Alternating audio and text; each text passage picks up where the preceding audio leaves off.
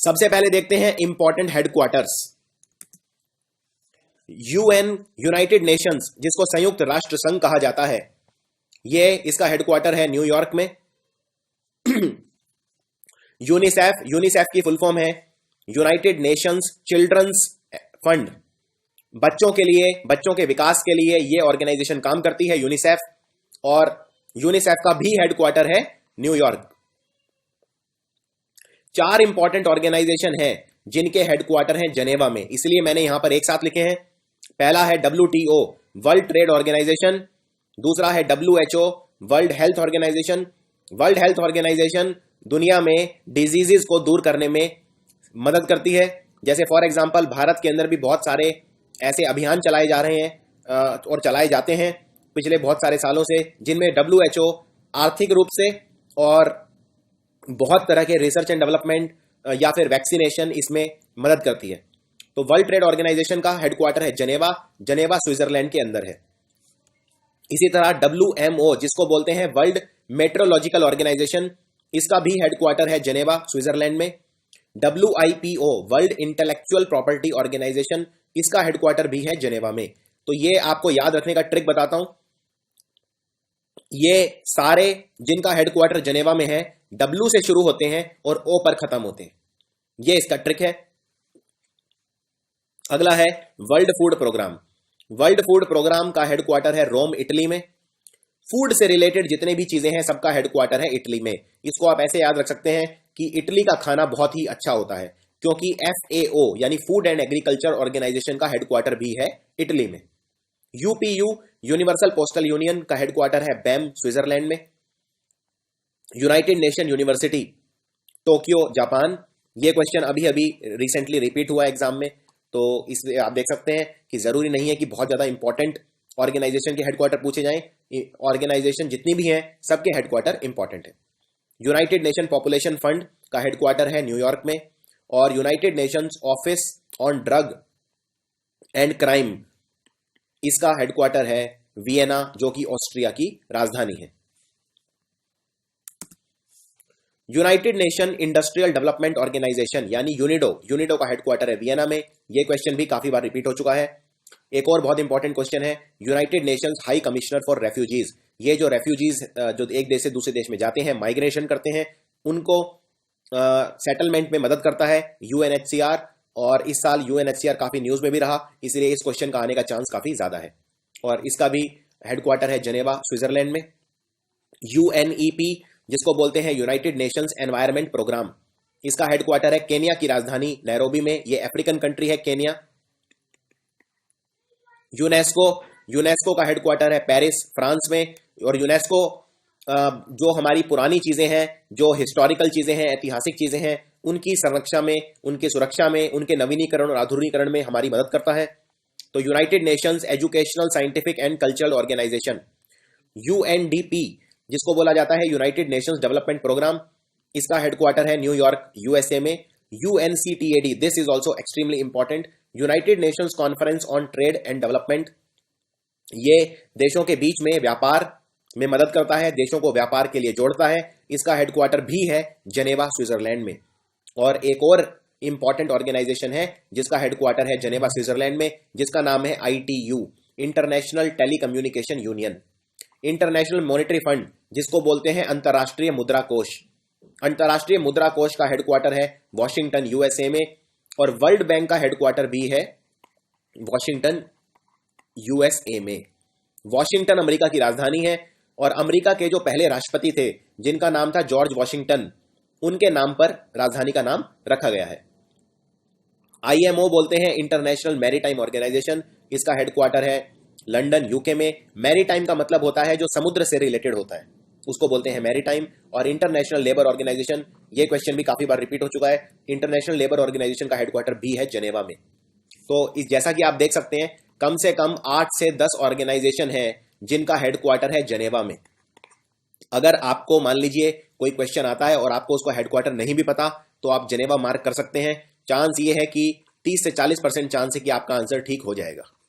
लेकिन कुछ ऐसी ऑर्गेनाइजेशन है जिनका हेडक्वार्टर जेनेवा में नहीं है, जैसे जिनमें सबसे मुख्य है यूनेस्को, जिसका हेडक्वार्टर है पेरिस में। या फिर यूनिसेफ जिसका हेडक्वार्टर है न्यूयॉर्क में। और फूड वाली जितनी आइटम है, जितनी भी ऑर्गेनाइजेशन है, आपको उनके नाम याद रखने हैं। इसका फॉर्मूला मैंने आपको बताया था। इटली के फूड आइटम अच्छे होते हैं, यानी कि फूड एंड एग्रीकल्चर ऑर्गेनाइजेशन है इटली की राजधानी रोम में। कुछ और ऑर्गेनाइजेशन देखते हैं। आईएफएडी को बोलते हैं international fund for agriculture development. इसका हेडक्वार्टर है रोम इटली में। इंटरनेशनल कोर्ट ऑफ जस्टिस, ये क्वेश्चन कम से कम 8-9 बार रिपीट हो चुका है, इसलिए एक्सट्रीमली इंपॉर्टेंट क्वेश्चन है। इंटरनेशनल कोर्ट ऑफ जस्टिस का हेडक्वार्टर है हाग में। हाग एक मुख्य शहर है नेदरलैंड के अंदर, लेकिन नेदरलैंड की राजधानी नहीं है ये। नेदरलैंड की राजधानी है एम्स्टरडैम, और नेदरलैंड को हॉलैंड भी कहा जाता है। आईसीएओ का हेडक्वार्टर है इंटरनेशनल सिविल एविएशन ऑर्गेनाइजेशन। नागरिक उड्डयन ऑर्गेनाइजेशन का हेडक्वार्टर है मॉन्ट्रियल कनाडा में, और मॉन्ट्रियल के अंदर वर्ल्ड एंटी डोपिंग एजेंसी का हेडक्वार्टर भी है। यह क्वेश्चन भी आ चुका है। वर्ल्ड एंटी डोपिंग एजेंसी, और वर्ल्ड एंटी डोपिंग एजेंसी काम क्या करती है? डोपिंग बोलते हैं जो खिलाड़ी अपना परफॉर्मेंस बढ़ाने के लिए ड्रग्स ले लेते हैं, उसको बोलते हैं doping. World anti doping agency का काम है कि ये खिलाड़ियों को चेक करती है, उनका ब्लड लेवल चेक करती है कि कहीं उन्होंने कोई ड्रग्स तो नहीं लिए, और इन खिलाड़ियों को पकड़कर उनको प्रतिबंधित करती है, उन पे बैन लगाती है। अगला है IAEA, international atomic energy agency. इसका हेडक्वार्टर है ऑस्ट्रिया की राजधानी वियना में। और आखिरी सबसे इंपॉर्टेंट जो मैं बता चुका हूं, food and agriculture organisation of the United Nations, जिसका हेडक्वार्टर है रोम इटली में। तो ये है इंपॉर्टेंट हेडक्वार्टर जो आपको एकदम मस्ट पता होने चाहिए। अब बात करते हैं मंदिरों की। मंदिरों से क्वेश्चन बहुत ज्यादा नहीं आते, लेकिन अगर आप पेपर देखें तो हर 2 साल में एक बार एक क्वेश्चन जरूर मंदिरों से पूछा जाता है। इसमें जो क्वेश्चन है सिर्फ भारत के मंदिरों से आते हैं, इसलिए मैंने विदेश के मंदिर कवर नहीं किए हैं, क्योंकि आज तक एक बार भी कोई विदेशी मंदिर नहीं पूछा गया है। एक मंदिर जरूर है जो पूछा जाता है, वो है अंकोर वाट का मंदिर। अंकोर वाट का मंदिर पड़ता है कंबोडिया में, ये बस आपको याद रखना है। इसके अलावा क्वेश्चन मैंने पिछले 10 सालों में नहीं देखा है। गोल्डन टेम्पल, इसको तो सब जानते हैं, गोल्डन टेम्पल, और गोल्डन टेम्पल है अमृतसर में, पंजाब में। दूसरा मंदिर है श्री रंगनाथ स्वामी टेम्पल, ये है श्रीरंगम में, ये तमिलनाडु के अंदर पड़ता है। अक्षरधाम मंदिर दिल्ली में है, ये दुनिया का सबसे बड़ा मंदिर है, इसको स्वामी नारायण मंदिर भी बोलते हैं। थिल्लई नटराज मंदिर, ये है चिदम्बरम तमिलनाडु में। बेलूर का मठ है कोलकाता वेस्ट बंगाल में, और पहाड़ी मंदिर है रांची झारखंड में। बृहदेश्वर मंदिर है थंजावुर तमिलनाडु में। नेलायप्पर टेम्पल है तिरुनलवली तमिलनाडु में। बिरला मंदिर जैसा कि हम जानते हैं दिल्ली में, वैसे बिरला मंदिर कई जगह है, लेकिन जो सबसे मुख्य है वो है दिल्ली में। बिरला मंदिर जयपुर में भी है, कोलकाता में भी है, और बहुत सारी जगह पर है बिरला मंदिर। Lord Jagannath temple very important, ये है पुरी उड़ीसा में। श्रीपुरम गोल्डन टेम्पल है वेल्लोर तमिलनाडु में। थईगराजस्वामी टेम्पल है थिरुवरूर तमिलनाडु में। वैथीश्वरन टेम्पल है सिरकाजी तमिलनाडु में। और तमिलनाडु में कम से कम 4-5 मंदिर और हैं, जिनमें सबसे इंपॉर्टेंट मंदिर है मीनाक्षी टेम्पल। मीनाक्षी टेम्पल है मदुरई में, ये एक सवाल काफी बार रिपीट हो चुका है। और जगन्नाथ टेम्पल भी काफी बार रिपीट हो चुका है।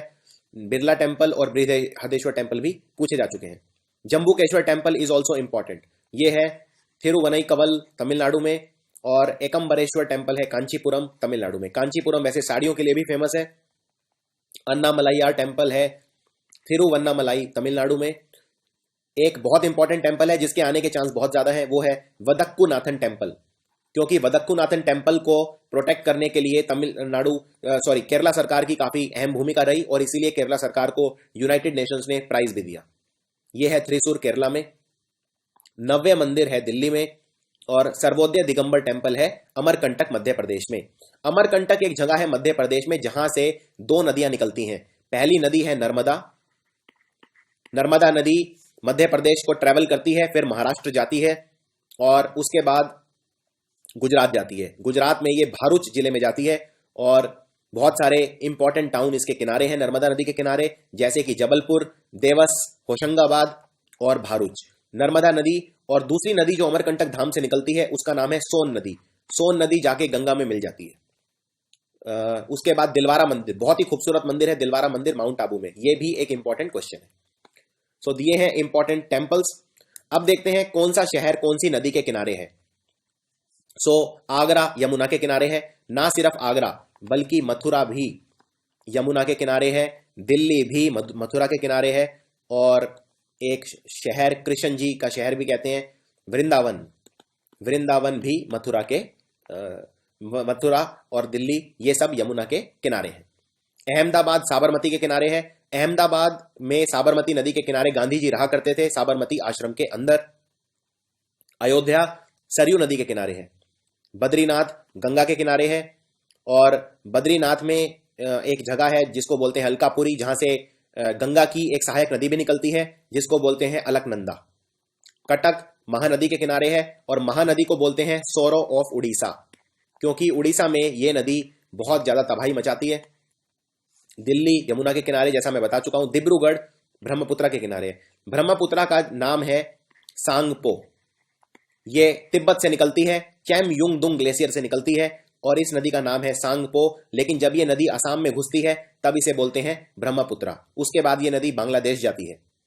हरिद्वार गंगा के किनारे है, जैसा कि हम जानते हैं। हरिद्वार में गंगा नदी के किनारे कुंभ का मेला भी लगता है। और हैदराबाद मूसी नदी के किनारे है, very very important. Jabalpur Narmada नदी के किनारे है, और नर्मदा नदी जब जबलपुर में जाती है तो यहां पर एक बहुत इंपॉर्टेंट वाटरफॉल बनाती है जिसका नाम है धुआंधार वाटरफॉल्स। ये भारत के दूसरे नंबर के सबसे बड़े वाटरफॉल हैं। धुआंधार वाटरफॉल का एक नाम और है, इसको गौतम धारा भी बोलते हैं, या फिर इसे कपिल धारा भी बोलते हैं। और जो भारत का सबसे ऊंचा वाटरफॉल है उसका नाम है जॉग फॉल, यानी नंबर 1 है जॉग फॉल और नंबर 2 है धुआंधार फॉल। जॉग फॉल कर्नाटक के अंदर है, और जो नदी जॉग फॉल बनाती है उस नदी का नाम है श्रावती। जॉग फॉल का एक नाम और भी है, यह भी एग्जाम में पूछा जा सकता है। जॉग फॉल को हम बोलते हैं गैरसोप्पा फॉल, या फिर इन्हें महात्मा गांधी फॉल भी बोला जाता है। सो आई होप ये नॉलेज आपको हेल्प करेगी। कोलकाता के किनारे है हुगली। हुगली में गंगा का पानी भी जाता है। फरक्का बैरेज से गंगा 2 भागों में विभाजित हो जाती है, और उसका एक भाग हुगली नदी को भर देता है। हुगली नदी के अंदर एक और नदी आके मिलती है जिसको बोला जाता है सोरो ऑफ बंगाल। ये नदी है दामोदर। दामोदर नदी पश्चिम बंगाल में पूरा का पूरा एग्रीकल्चर बर्बाद कर देती है जब उसका पानी बढ़ जाता है, इसलिए दामोदर नदी को बोलते हैं सोरो ऑफ बंगाल। चंबल नदी यमुना की एक सहायक नदी है। चंबल नदी, यमुना के अंदर 3 नदियां मिलती हैं मेन, एक चंबल, एक बनास और एक बेतुआ। इसके अलावा कैन नदी भी यमुना में मिलती है। चंबल नदी के किनारे है कोटा शहर, जो कि कोचिंग के लिए फेमस है। लखनऊ गोमती के किनारे है। गोमती नदी को ऋषि वशिष्ठ की बेटी भी बोला जाता है। और गोमती नदी जहां से निकलती है वो है पिलभीत। पिलभीत यूपी के अंदर एक डिस्ट्रिक्ट है जहां से निकलती है गोमती नदी। सतलुज नदी निकलती है तिब्बत से, कैलाश मानसरोवर से, और सतलुज नदी के किनारे है लुधियाना। गोदावरी के किनारे है नासिक, और गोदावरी नदी के किनारे भी कुंभ मेला लगता है। नासिक में जो धाम है इसका नाम है त्र्यंबकेश्वर। भीमा नदी के किनारे है पंधारपुर। गंगा नदी के किनारे है पटना। वैसे गंगा नदी के किनारे और भी बिहार के डिस्ट्रिक्ट पड़ते हैं, जैसे कि मुंगेर डिस्ट्रिक्ट, भागलपुर डिस्ट्रिक्ट, यहां भी गंगा नदी बहती है। गोदावरी नदी के किनारे है राजमुंद्री। राजमुंद्री आंध्र प्रदेश के अंदर है। महानदी के किनारे है संबलपुर उड़ीसा में। कटक भी महानदी के किनारे है। तो मेनली उड़ीसा का कोई भी टाउन आए आप बिना सोचे समझे महानदी मार्क कर सकते हैं। झेलम के किनारे है श्रीनगर, जम्मू कश्मीर की राजधानी। ताप्ती या तापी नदी के किनारे है सूरत। सूरत डायमंड्स के लिए फेमस है। हीरो की पॉलिशिंग के लिए सूरत मुख्य शहर है। कावेरी नदी के किनारे है तिरुचिपल्ली। कावेरी नदी को लेकर 2 राज्यों के बीच में पिछले कई सालों से लड़ाई चल रही है, क्योंकि कावेरी नदी कर्नाटक से निकलती है ब्रह्मगिरी घाट से। उसके बाद ये नदी जाती है तमिलनाडु, इसलिए कर्नाटक और तमिलनाडु के बीच में कावेरी जल विवाद है। गंगा नदी के किनारे वैसे तो बहुत सारे टाउन हैं, लेकिन मुख्य हैं इलाहाबाद, वाराणसी, पटना। कृष्णा नदी के किनारे है विजयवाड़ा। विजयवाड़ा पड़ता है आंध्र प्रदेश में।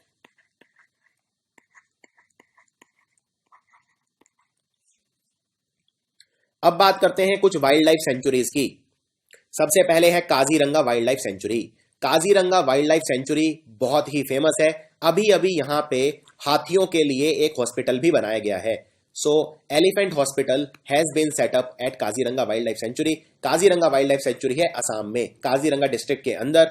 और Kaziranga wildlife sanctuary famous इसलिए है क्योंकि यहाँ पे एक सींग का गैंडा रखा जाता है जिसको बोलते हैं one horned rhino, rhinoceros. Rhinoceros मतलब गैंडा और वन हॉर्न मतलब एक सींग वाला। सो वन हॉर्न राइनो के लिए फेमस है काजीरंगा वाइल्ड लाइफ सेंचुरी। दूसरी है मनास वाइल्ड लाइफ सेंचुरी, ये भी है असम में। वैसे मनास एक नदी का नाम है जो ब्रह्मपुत्र में मिल जाती है।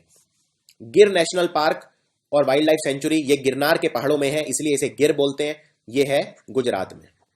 This is a very very important. गिर लायंस के लिए फेमस है, गिर के शेर, आपने अक्सर ये सुना भी होगा, एनसीईआरटी में चैप्टर भी था। सुंदरबन नेशनल पार्क है पश्चिम बंगाल में। सुंदरबन वैसे एक डेल्टा का नाम है, जल प्रपात, और ये सुंदरबन डेल्टा दुनिया का सबसे बड़ा डेल्टा है। इसे गंगा नदी और ब्रह्मपुत्र नदी दोनों मिलकर बनाती हैं, क्योंकि गंगा नदी जब बांग्लादेश में जाती है उसका नाम है पद्मा, और जब ब्रह्मपुत्र नदी बांग्लादेश जाती है तब उसका नाम हो जाता है जमुना। तो पद्मा और जमुना दोनों मिलकर बनाती हैं मेघना नदी, और मेघना नदी बनाती है Sundarban delta. So this also you have to remember. एक बात आपको और याद रखनी है, जहां पर भी डेल्टा होगा वहां पर खास तरह के पेड़ होते हैं जिन्हें बोला जाता है मैंग्रोव्स। और सुंदरबन नेशनल पार्क को सुंदरबन इसलिए बोलते हैं क्योंकि वहां पे होते हैं सुंदरी वृक्ष। ये एक खास तरह के पेड़ होते हैं जिनका नाम है सुंदरी के पेड़, इसलिए इनका नाम पड़ गया सुंदरबंस।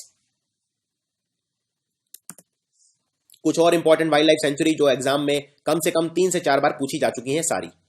सबसे पहले Periyar national park. Periyar national park है केरला में, और पेरियार नेशनल पार्क फेमस किस लिए है? हाथियों के लिए। यहां पर एलिफेंट्स रखे जाते हैं। कान्हा नेशनल पार्क डियर के लिए फेमस है। कान्हा नेशनल पार्क है मध्य प्रदेश में। बांधवगढ़ नेशनल पार्क भी है मध्य प्रदेश में, ये जबलपुर के पास है दोनों।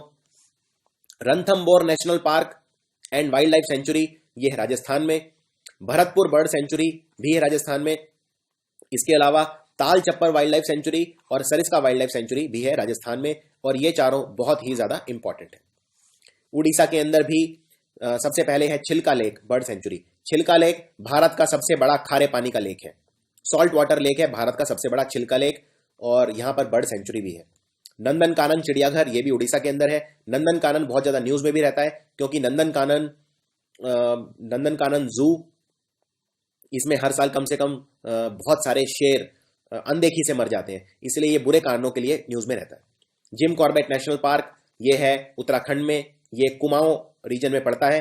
जिम कॉर्बेट एक बहुत बड़े शिकारी थे, और जब बहुत सारे जानवरों का, बहुत सारे शेर, उनका चीतों का आतंक फैला हुआ था कुमाऊं में, तब उनको बुलाया गया था भारत, और उन्होंने गांव को बहुत ज्यादा मदद की टाइगर्स और लायंस इन सबसे निजात दिलाने में, इसीलिए इसका नाम रखा गया है Corbett national park. Bandipur national park again very very important, ये है कर्नाटक में। और परम्बिकुलम वाइल्ड लाइफ सेंचुरी है केरला में। Mudumalai national park and wild life sanctuary भी है तमिलनाडु में। गोविंद वाइल्ड लाइफ सेंचुरी है उत्तराखंड में। इंडियन वाइल्ड एस सेंचुरी है गुजरात में, वेरी वेरी इंपॉर्टेंट, क्योंकि वाइल्ड एस जो जानवर है ये मिलता है रन ऑफ कच्छ में। कच्छ डिस्ट्रिक्ट भारत का सबसे बड़ा डिस्ट्रिक्ट है, और यह है गुजरात में। अरालम वाइल्ड लाइफ सेंचुरी है केरला में। अब कुछ पक्षियों की सेंचुरी देखते हैं। इनमें सबसे इंपॉर्टेंट सेंचुरी है doctor Salim Ali bird sanctuary. Doctor Salim Ali Bharat के सबसे जाने माने ऑर्निथोलॉजिस्ट हैं। ऑर्निथोलॉजिस्ट मतलब जो पक्षियों पे रिसर्च करता है, पक्षियों को देखता है, पक्षियों का जो साइंटिस्ट होता है उसे बोलते हैं ऑर्निथोलॉजिस्ट। तो doctor Salim Ali bird sanctuary है पंजिम, गोवा के अंदर। और पंजिम किस नदी के किनारे है? पंजिम है मांडोवी नदी के किनारे। यह भी आपको याद रखना है, यह भी पूछा जाता है। कितम बर्ड सेंचुरी है नामची, सिक्किम के अंदर। करेरा बर्ड सेंचुरी है शिवपुरी, शिवपुरी पड़ता है मध्य प्रदेश में, यह भी चंबल रीजन में आता है। चंबल रीजन आपको याद हो, पहले आपने अक्सर सुना होगा चंबल के डाकू, तो ये उसी रीजन में आता है क्योंकि वहां पे चंबल नदी भी बहती है। सुल्तानपुर बर्ड सेंचुरी है गुड़गांव में, हरियाणा में। वैसे गुड़गांव से सिर्फ 15 किलोमीटर दूर है Sultanpur bird sanctuary. Nal Sarovar bird sanctuary, ये this is very very important. Nal Sarovar है अहमदाबाद गुजरात में। Thol lake bird sanctuary Mehsana district Gujarat में। सजना खली वाइल्ड लाइफ सेंचुरी है परगनास पश्चिम बंगाल में। गोदावरी बर्ड सेंचुरी है शिमोगा कर्नाटक में, और खत्तेकड़ बर्ड सेंचुरी है कोची केरला में। इसके अलावा Rasik Beel bird sanctuary, this is also very important, ये है कुछ बिहार वेस्ट बंगाल में। इसके अलावा 2 सेंचुरी और हैं जो आपको करनी है। एक है नवाबगंज, नवाबगंज जैसा नाम से ही पता चल रहा है कानपुर लखनऊ रोड उत्तर प्रदेश में, और खिजादिया बर्ड सेंचुरी है जामनगर गुजरात में। इसमें आपको एक छोटी सी ट्रिक और बताता हूं।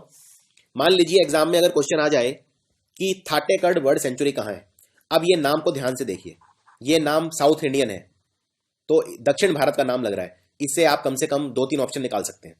जैसे मान लीजिए अगर इसमें आपको ऑप्शन मिल जाए केरला, तमिलनाडु, गुड़गांव या राजस्थान, तो आप गुड़गांव और राजस्थान निकाल सकते हैं और तमिलनाडु और केरल में से मार्क कर सकते हैं। इस तरह से थोड़ा बहुत आप एक्सक्लूजन क्राइटेरिया भी फॉलो कर सकते हैं। आगे बढ़ते हैं, अब बात करते हैं सोब्रिके की। इसको बोलते हैं सोब्रिके। सोब्रिके पे हर 2 साल में एक बार क्वेश्चन जरूर आता है, हर साल नहीं आता है लेकिन हर 2 साल में एक बार जरूर आता है। सोब्रिके का मतलब होता है किस शहर को क्या बोला जाता है। जैसे अहमदाबाद को बोला जाता है बॉस्टन ऑफ इंडिया, बॉस्टन वैसे है यूनाइटेड किंगडम के अंदर, या इसे मैनचेस्टर ऑफ इंडिया भी बोलते हैं। अमृतसर को बोला जाता है गोल्डन सिटी क्योंकि यहां पे गोल्डन टेम्पल है। आंध्र प्रदेश को बोला जाता है egg bowl of Asia. Bangalore को बोला जाता है सिलिकॉन वैली ऑफ इंडिया या स्पेस सिटी। ये बहुत इंपॉर्टेंट है, सिलिकॉन वैली ऑफ इंडिया, ये क्वेश्चन के आने के चांस काफी ज्यादा है। इसके अलावा बेंगलोर के 2 नाम और हैं। बेंगलोर का एक नाम है गार्डन सिटी ऑफ इंडिया और दूसरा है electronic city of India. Cochin Kerala में है, इसको बोला जाता है Venice of the east. Venice जो है ये इटली के अंदर है और बहुत ही खूबसूरत शहर है। या फिर कोचीन को बोलते हैं क्वीन ऑफ अरेबियन सी। कोयम्बटूर को बोला जाता है मैनचेस्टर ऑफ द साउथ। तो मैनचेस्टर वाले 2 शहर हैं। सबसे पहला अहमदाबाद, अहमदाबाद को बोला जाता है मैनचेस्टर ऑफ इंडिया और कोयम्बटूर को बोला जाता है दक्षिण का मैनचेस्टर। दामोदर नदी को बोला जाता है सौरा ऑफ बंगाल, जैसा कि मैं आपको बता चुका हूं, क्योंकि दामोदर नदी बंगाल में बहुत ज्यादा तबाही मचाती है। दिल्ली को बोला जाता है सिटी ऑफ रैलीज। गंगा को बोला जाता है सेक्रेड रिवर क्योंकि हमारे लिए पूजनीय है, और गंगा को साफ करने के लिए जो मिशन है उसका नाम है नमामि गंगे। नमामि गंगे वो मिशन है जिसमें गंगा की सफाई चल रही है। गोदावरी को बोला जाता है ओल्ड गंगा या दक्षिण गंगा, ये काफी इंपॉर्टेंट है। हैदराबाद और सिकंदराबाद को बोला जाता है जुड़वा शहर, ट्विन सिटीज। इसी तरह ट्विन सिटीज एक और भी हैं भारत में, बेंगलोर और मैंगलोर, ये भी हैं ट्विन सिटीज।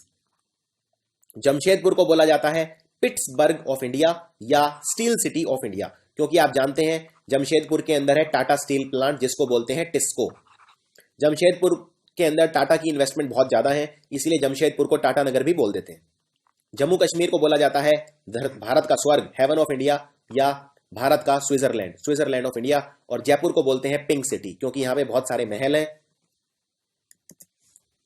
कोलकाता को बोलते हैं सिटी ऑफ बिल्डिंग्स और सिटी ऑफ कासल, कासल मतलब भी होता है महल या घर। कोसी नदी को बोलते हैं सौरा ऑफ बिहार। कोसी एक ऐसी नदी है जो घाघरा और गंडक नदी के साथ नेपाल से बिहार आती है, और क्योंकि ये नदी ढलान पे बिहार आती है इसलिए जब ये बिहार आती है तो ये पूरा एग्रीकल्चर डिस्ट्रॉय कर देती है, और कई बार बहुत ज्यादा बाढ़ इस नदी की वजह से आती है, इसीलिए इसे बोलते हैं सौरा ऑफ बिहार। कानपुर को बोलते हैं मैनचेस्टर ऑफ द नॉर्थ। तो मैनचेस्टर पे कम से कम 3 शहर हैं, मैनचेस्टर ऑफ इंडिया जो अहमदाबाद है, एक है मैनचेस्टर ऑफ साउथ और दूसरा है मैनचेस्टर ऑफ नॉर्थ। अगला है केरला। केरला को बोलते हैं गार्डन ऑफ स्पाइसेस क्योंकि केरला में ज्यादातर स्पाइसेस हैं वो केरला से आते हैं। लखनऊ को बोलते हैं सिटी ऑफ नवाब।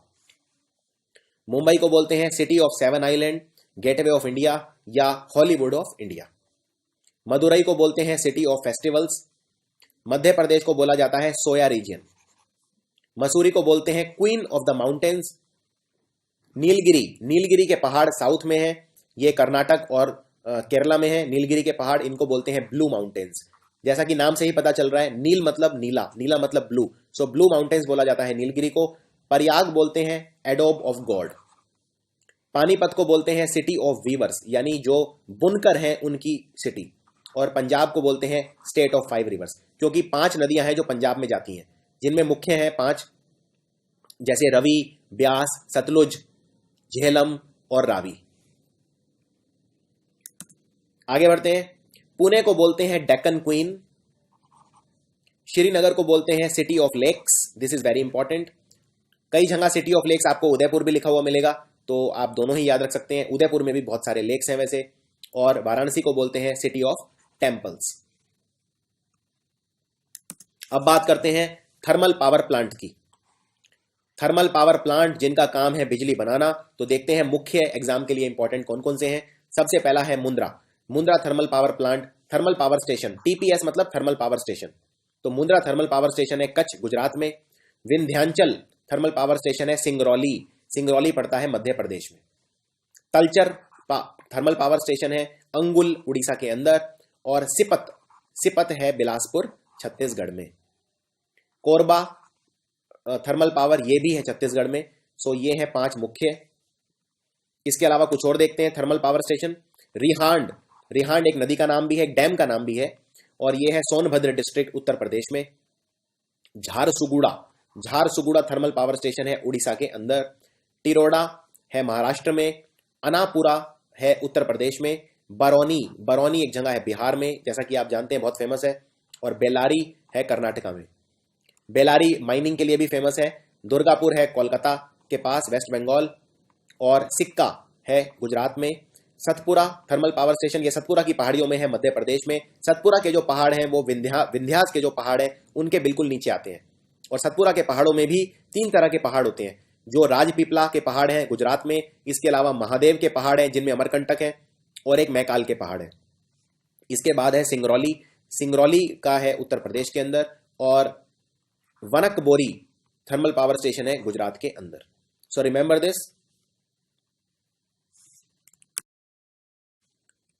आगे बढ़ते हैं, न्यूक्लियर पावर प्लांट के बारे में देखते हैं, जो न्यूक्लियर फ्यूल से एनर्जी बनाते हैं। जनरली 2 न्यूक्लियर फ्यूल यूज होते हैं, एक है यूरेनियम और दूसरा है प्लूटोनियम। अभी हम ज्यादातर यूरेनियम ही यूज करते हैं, प्लूटोनियम उतना ज्यादा यूज नहीं करते हैं। और यूरेनियम जो न्यूक्लियर पावर प्लांट में यूज होता है वो होता है यूरेनियम 92 235, यानी जिसका एटॉमिक नंबर होता है 95 और मास नंबर होता है 235। ये है न्यूक्लियर प्लांट जो बहुत ही ज्यादा इंपॉर्टेंट है। सबसे पहला है नरोडा एटॉमिक पावर प्लांट, ये है नरोडा उत्तर प्रदेश में। दूसरा Rajasthan atomic power plant, Robert भाटा राजस्थान में। ये भारत और कनाडा ने मिलकर बनाया है, इसको बनाने में भारत की मदद की है कनाडा ने। तारापुर एटॉमिक पावर प्लांट, ये महाराष्ट्र में है तारापुर में, और इसको बनाने में भारत की मदद की है अमेरिका ने, यूएसए ने। काकरपार एटॉमिक पावर प्लांट, ये है गुजरात में। मद्रास एटॉमिक पावर प्लांट, जैसा कि नाम से पता चल रहा है, ये है चेन्नई में तमिलनाडु। और Kaiga, this is very important, Kaiga atomic power plant, ये है कर्नाटका में। Kudankulam atomic power plant, very very important, ये है तिरुनेलवेली तमिलनाडु में। इसको बनाने में भारत की मदद की है रशिया ने। Jaitapur nuclear power plant, Ratnagiri Maharashtra में, और इसको बनाने में भारत की मदद की है फ्रांस ने। तो ये है इंपॉर्टेंट न्यूक्लियर पावर प्लांट, इनमें 8 के 8 बहुत ज्यादा इंपॉर्टेंट है। अब देखते हैं नदी जिसके ऊपर इंपॉर्टेंट डैम बनाए गए हैं। तो सबसे पहले तुंगाभद्रा डैम, तुंगाभद्रा डैम बनाया गया है तुंगाभद्रा नदी पे कर्नाटक के अंदर। मैतुर डैम कावेरी नदी पे, वेरी इंपॉर्टेंट। कृष्ण राज सागर डैम कावेरी नदी पर कर्नाटका में। मैथोन डैम ये बनाया गया है बराकार रिवर झारखंड में। Barakar river is a tributary of Damodar river, और बराकार रिवर का ओरिजिन है झुमरी तलैया झारखंड से। अगला डैम है उकई डैम, उकई डैम को वल्लभ सागर भी बोलते हैं। उकई डैम है तापी नदी पे गुजरात के अंदर। और उसके बाद है इंदिरा सागर डैम, इंदिरा सागर डैम बना है नर्मदा नदी पे मध्य प्रदेश में। एक और इंपॉर्टेंट डैम है नर्मदा नदी पे जिसको बोलते हैं सरदार सरोवर डैम, ये है गुजरात में। ये सवाल भी आ सकता है।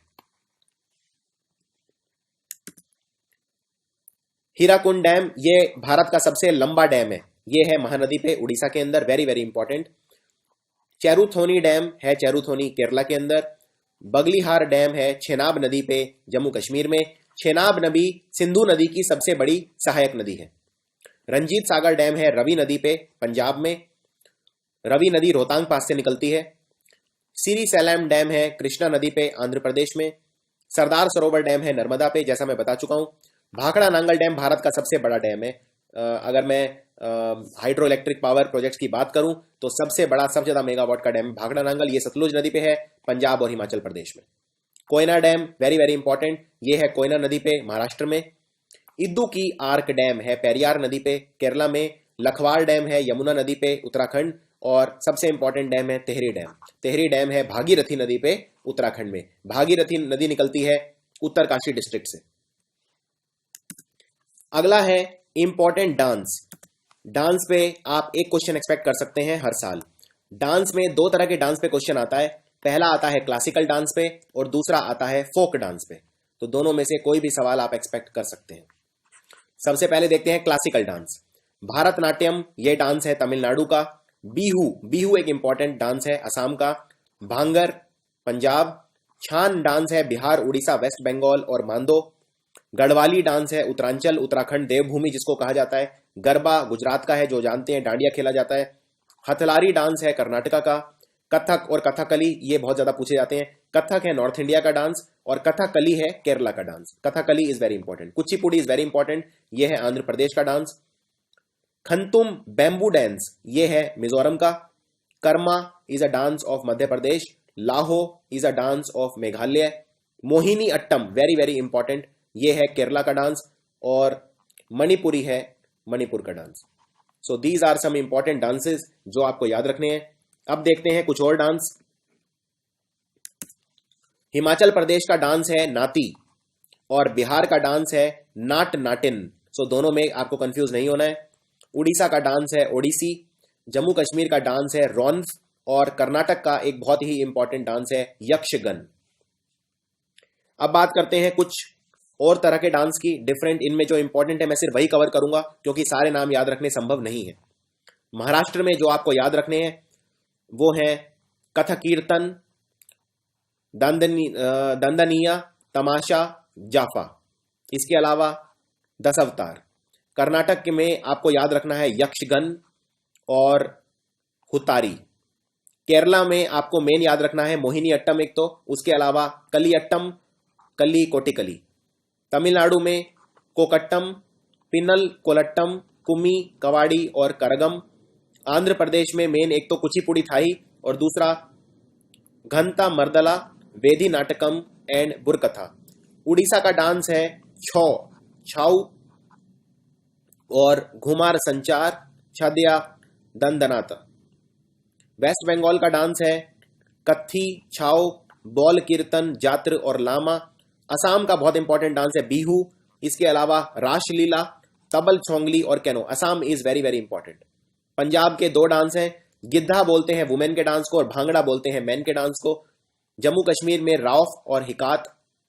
हिमाचल प्रदेश में झोरा, झाली, दांगली, महासू, जादा, जैंता और छराही। हरियाणा के डांस बहुत ज्यादा पूछे जाते हैं एग्जाम में, झूमर, रासलीला, फाग डांस, धाप, धमाल, लूर, गुग्गा, खोरिया और गागोर। गुजरात के डांस भी अक्सर आते हैं, गरबा, डांडिया, टिप्पनी और गोम्फ। राजस्थानी डांस तो फेमस है ही वर्ल्ड ओवर, गिनड़, छाकरी, गंगोरे, तेराहत्तल, खयाल, झूलन लीला, झूमा, सुआसिनी। इसके अलावा बिहार के डांस जात जातिन, जादुर, छौ, कठपुतली, बाखो, झिझिया। इसके अलावा समोचकवा, कर्मा, जात्रा और नातना, नात नातिन। इसके अलावा मैं बता ही चुका हूं बिहार का। उत्तर प्रदेश के हैं नौटंकी, थोरा, छपेली, रासलीला और कजरी। तो ये हैं ज्यादातर आपके फोक डांस। फोक डांस पे से भी आप क्वेश्चन एक्सपेक्ट कर सकते हैं, लेकिन क्योंकि ये याद रखने मुश्किल है तो मैं ये सजेस्ट करूंगा फोक डांस आप जब पहले बाकी सारे टॉपिक खत्म करके उसके बाद अगर टाइम मिले तो आप फोक डांस याद करें, क्योंकि ये बहुत सारे डांस हैं और इनको याद रखना भी थोड़ा सा कठिन है। अब देखते हैं कुछ इंपॉर्टेंट फेस्टिवल जो कुछ कंट्रीज में मनाए जाते हैं। पोटैटो फेस्टिवल मनाया जाता है स्वीडन के अंदर। चॉकलेट फेस्टिवल लंदन के अंदर। टोमेटो फेस्टिवल जिसको ला टोमाटीना भी बोलते हैं स्पेन में। आपने ये मूवी देखी होगी जिसका नाम है जिंदगी ना मिले दोबारा। उसमें आपको याद होगा कि ऋतिक रोशन वगैरह किस तरह से टमाटर फोड़ते हैं, तो वो था टोमेटो फेस्टिवल जिसका नाम है ला टोमाटीना। ये स्पेन में मनाया जाता है। ओनियन ईटिंग फेस्टिवल भी स्पेन में मनाया जाता है। ऑरेंज वॉर्सो फेस्टिवल मनाया जाता है पोलैंड, और वॉर्सो पोलैंड की राजधानी है। वेजिटेरियन फेस्टिवल होता है थाईलैंड में। एक वेजिटेरियन फेस्टिवल चाइना में भी मनाया जाता है। वाटरमेलन फेस्टिवल होता है ऑस्ट्रेलिया में, दिस इज वेरी इंपॉर्टेंट। इसके अलावा बाल्टिक हेरिंग फेस्टिवल होता है फिनलैंड की राजधानी हेलसिंकी में। फूड एंड वाइन फेस्टिवल होता है मेलबर्न में। वैसे भी ऑस्ट्रेलिया वाइन शराब के लिए फेमस है। International mango festival, again extremely important, international mango festival होता है नई दिल्ली में। स्ट्रीट फूड फेस्टिवल होता है सैन फ्रांसिस्को में। Pan cake festival Moscow Russia के अंदर। Man lobster festival Rockland America में। मिस्तूरा फूड फेस्टिवल होता है लीमा पेरू में। अल्बा व्हाइट ट्रफल फेस्टिवल, ये एक केक फेस्टिवल है अल्बा में। मंकी बफे फेस्टिवल होता है थाईलैंड में, अगेन वेरी इंपॉर्टेंट। अक्टूबर फेस्ट वेरी वेरी इंपॉर्टेंट, इसमें बहुत ज्यादा बियर पी जाती है अक्टूबर फेस्ट में, ये होता है म्यूनिक जर्मनी में। और ग्रेप थ्रोइंग फेस्टिवल, इसमें लोग एक दूसरे के ऊपर अंगूर फेंकते हैं, ये होता है मैलोर्का स्पेन में। तो टोमेटो वाला, ओनियन वाला और ग्रेप वाला तीनों ही फेस्टिवल होते हैं स्पेन के अंदर। अब देखते हैं कुछ इंपॉर्टेंट अवार्ड्स। पहले मैं आपको बताऊंगा अवार्ड और फिर मैं बताऊंगा किस क्षेत्र से वो रिलेटेड है। ऑस्कर अवार्ड दिया जाता है फिल्मों के लिए, आप जानते ही हैं। ऑस्कर अवार्ड का एक नाम और होता है, ऑस्कर अवार्ड को हम अकेडमी अवार्ड भी बोलते हैं। दादा साहेब फाल्के अवार्ड मिलता है भारत के अंदर, ये लाइफ टाइम अचीवमेंट अवार्ड होता है और ये मिलता है फिल्म्स के लिए। इस साल का मिला था शशि कपूर को। ग्रैमी अवार्ड दिया जाता है म्यूजिक के लिए, संगीत के लिए। पुलिट्जर प्राइज मिलता है जर्नलिज्म और साहित्य यानी लिटरेचर के लिए। अर्जुन अवार्ड मिलता है खेलों के लिए। अर्जुन अवार्ड मिलता है खिलाड़ी को, और कोच को मिलता है द्रोणाचार्य अवार्ड। कोच के लिए होता है द्रोणाचार्य अवार्ड और अर्जुन अवार्ड मिलता है खिलाड़ी को। बोले अवार्ड होता है एग्रीकल्चर के लिए। कलिंग अवार्ड को देता है यूनेस्को, और ये उड़ीसा की सरकार इसे गिफ्ट करती है क्योंकि उड़ीसा का पुराना नाम था कलिंग। ये दिया जाता है साइंस के लिए। धनवंतरी अवार्ड, धनवंतरी को मेडिसिन का गॉड बोला जाता है, यह अवार्ड मिलता है मेडिकल साइंस के लिए। भटनागर अवार्ड मिलता है साइंस के लिए। नोबेल प्राइज आप जानते ही हैं, peace, literature, economics, physics, chemistry और मेडिकल साइंस के लिए दिया जाता है। एबल अवार्ड को बोलते हैं मैथमेटिक्स का नोबेल प्राइज, ये क्वेश्चन काफी इंपॉर्टेंट है। मर्लिन अवार्ड मिलता है जादू टोने के लिए, जादू दिखाने के लिए। तो ये सारे ही अवार्ड्स इंपॉर्टेंट हैं और इनमें से एक भी अवार्ड ऐसा नहीं है जो कम से कम 2 से 3 बार एग्जाम में नहीं पूछा हो, तो ये सारे ही आपको याद करने हैं। इसके अलावा कुछ और इंपॉर्टेंट अवार्ड देखते हैं। भारत रत्न आप जानते ही हैं, ये आर्ट, साइंस, पब्लिक सर्विस और स्पोर्ट्स के लिए दिया जाता है। व्यास सम्मान मिलता है लिटरेचर के लिए। बिहारी अवार्ड मिलता है अगेन लिटरेचर के लिए। इसके अलावा 2 अवार्ड और हैं, एक है सरस्वती सम्मान और एक है Man Booker prize. Man Booker prize जो इस साल मिला था मार्लोन जेम्स को, a brief history of 7 killings किताब के लिए, यानी यह भी मिलता है लिटरेचर के लिए। वचस्पति सम्मान मिलता है संस्कृत में लिखने के लिए। परमवीर चक्र मिलता है शौर्य के लिए। अशोक चक्र मिलता है सिविलियन अवार्ड, सिविलियन बहादुरी के लिए, यानी वॉर टाइम एग्रेशन के लिए मिलता है परमवीर चक्र। आखिरी परमवीर चक्र मिला था कैप्टन विक्रम बत्रा को 1999 में कारगिल युद्ध के दौरान बहादुरी दिखाने के लिए। जूलियट क्यूरी अवार्ड दिया जाता है शांति के लिए। द्रोणाचार्य अवार्ड मिलता है कोचेस को। साहित्य अकेडमी अवार्ड अभी अभी दिया गया है थोड़े दिन पहले, ये मिलता है साहित्य के लिए। इसमें कई तरह के अवार्ड होते हैं। साहित्य अकेडमी अवार्ड 24 भाषाओं के लिए दिया जाता है, जिसमें से 23 भाषा होती है भारत की और एक होती है इंग्लिश। कालिदास सम्मान मिलता है क्लासिकल म्यूजिक, क्लासिकल डांस और आर्ट के लिए। तानसेन अवार्ड मिलता है म्यूजिक के लिए। अब देखते हैं कंट्रीज के बीच में इंपॉर्टेंट बॉर्डर्स कौन कौन से हैं। भारत और पाकिस्तान के बीच जो बॉर्डर है उसको बोलते हैं रेड क्लिफ लाइन, और इसका नाम है 24th पैरेलल। नॉर्थ वियतनाम और साउथ वियतनाम के बीच में है 17th पैरेलल। ऑस्ट्रेलिया और साउथ अफ्रीका के बीच में है 26th पैरेलल। नॉर्थ कोरिया और साउथ कोरिया के बीच बहुत ही डेंजरस बॉर्डर है, इसको बोलते हैं 38th पैरेलल। कनाडा और यूएसए के बीच में है 49th पैरेलल। पाकिस्तान और अफगानिस्तान के बीच जो रेखा है उसे बोलते हैं डुरंड लाइन। भारत और पाकिस्तान के बीच जो रेखा है उसे बोलते हैं रेड क्लिफ लाइन। और भारत और चाइना के बीच में जो रेखा है, वेरी वेरी इंपॉर्टेंट क्वेश्चन, इसको बोलते हैं मैकमाहोन लाइन। लाइन ऑफ कंट्रोल ये है भारत और पाकिस्तान के बीच में, कश्मीर को डिवाइड करती है। जर्मनी और फ्रांस के बीच में जो रेखा है उसे बोलते हैं सिगफ्राइड लाइन। जर्मनी और पोलैंड के बीच में जो बॉर्डर है उसे बोलते हैं हिडनबर्ग लाइन। फ्रांस और जर्मनी के बीच एक और बॉर्डर है जिसका नाम है Maginot line. So Siegfried line and Maginot line दोनों है फ्रांस और जर्मनी के बीच। पोलैंड और जर्मनी के बीच भी 2 बॉर्डर हैं, एक है हिडनबर्ग लाइन और दूसरा है ओल्डर नीस लाइन। रशिया और फिनलैंड के बीच एक बॉर्डर है जिसको बोलते हैं मैनरहाइम लाइन। अब बात करते हैं कंट्री और उनके स्टॉक एक्सचेंज के नाम। तो इनमें भी क्वेश्चन एक्सपेक्ट कर सकते हैं आप। भारत में बोलते हैं Bombay stock exchange. Bombay stock exchange का इंडेक्स है जिसको बोलते हैं सेंसेक्स। सेंसेक्स की फुल फॉर्म होती है सेंसिटिव इंडेक्स। इसके अलावा एक है एनएसई। एनएसई को बोलते हैं नेशनल स्टॉक एक्सचेंज और इसका जो इंडेक्स है उसको बोलते हैं निफ्टी 50। इसके अलावा न्यूयॉर्क स्टॉक एक्सचेंज जिसका इंडेक्स है डाउ जोन्स। नैस्डैक। नैस्डैक बोलते हैं national association of securities dealers automated quotation system यानी नैस्डैक, और नैस्डैक है NASD 100, ये इसके इंडेक्स का नाम है। टोक्यो स्टॉक एक्सचेंज जापान, इसके इंडेक्स को बोलते हैं निकेई। कोरिया के स्टॉक एक्सचेंज जो सियोल से ऑपरेट करता है साउथ कोरिया, इसको बोलते हैं कॉस्पी।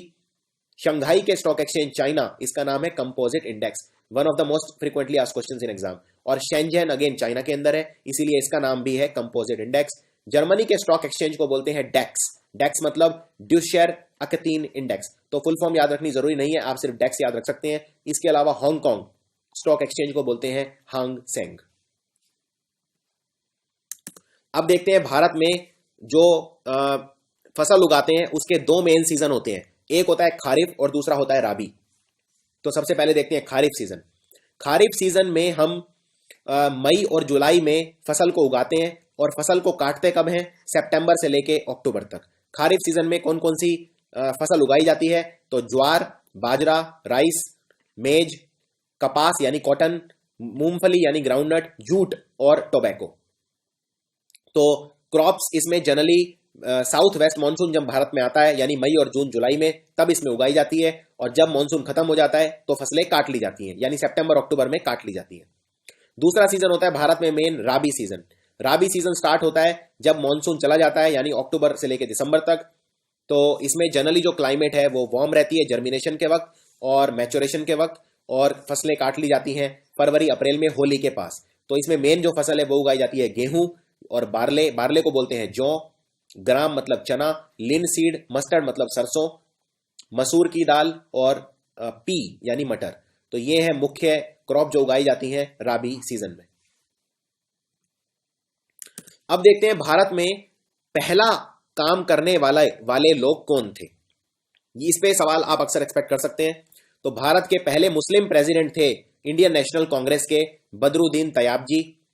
भारत के पहले जज इंटरनेशनल कोर्ट ऑफ जस्टिस के अंदर, इंटरनेशनल कोर्ट ऑफ जस्टिस मैं बता चुका हूं, इंटरनेशनल कोर्ट ऑफ जस्टिस का हेडक्वार्टर है नेदरलैंड के अंदर हाग में, और इसमें भारत के पहले जज थे डॉक्टर नागेंद्र सिंह। भारत के पहले मेडिसिन के अंदर ग्रेजुएट थे सूरजो कुमार गोदेवे चकुरबुत्ती। भारत में पहली यूनिवर्सिटी थी नालंदा यूनिवर्सिटी बिहार में। भारत में पहली ओपन यूनिवर्सिटी थी आंध्र प्रदेश ओपन यूनिवर्सिटी।